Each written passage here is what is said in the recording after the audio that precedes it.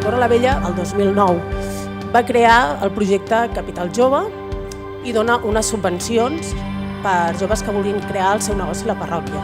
I finalment hem vist fins i tot com finançar la nostra idea a través de crowdfunding, que no és que sigui gratuït, sinó que a més ens financia la idea i ens la valida. Tot això abans no hi era. Com ho feien? És que admiro els nostres avis que van muntar coses. Com ho feien sense tot això? Nosotros somos medios de comunicación. Cada uno de los que estáis aquí sentados podéis serlo.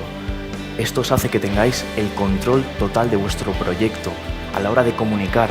Y no solo eso, sino a la hora de decidir si el contenido es bueno o no, jamás va a depender de nadie más que de vuestra audiencia, seguidores o clientes. Fíjate en lo que hacen otras industrias. O sea, no vayas a ver al número uno de tu industria, sino vas a ver el número uno de a lo mejor otro sector. Y a lo mejor vas a ver cosas que hacen que dices, wow, ¿por qué no se está haciendo esto en mi sitio, no?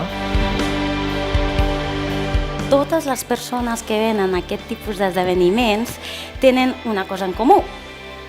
Fixeu-vos, no ens coneixem, però ja compartim alguna cosa, una cosa, i és l'esperit emprenedor. Quan tu obres una empresa, ho ets 24 hores.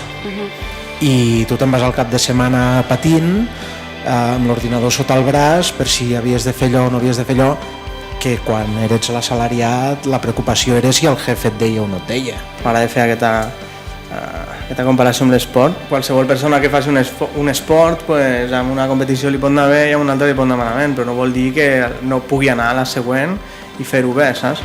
Penso que la peça clau de qualsevol emprenedor és la confiança que tens amb tu mateix i amb el teu producte, que si ets capaç de vendre aquesta confiança al teu client, al teu consumidor, ja està, ho tens tot fet.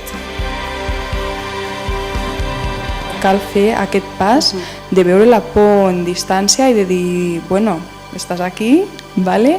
Però és que quan et superi podré veure altres horitzons.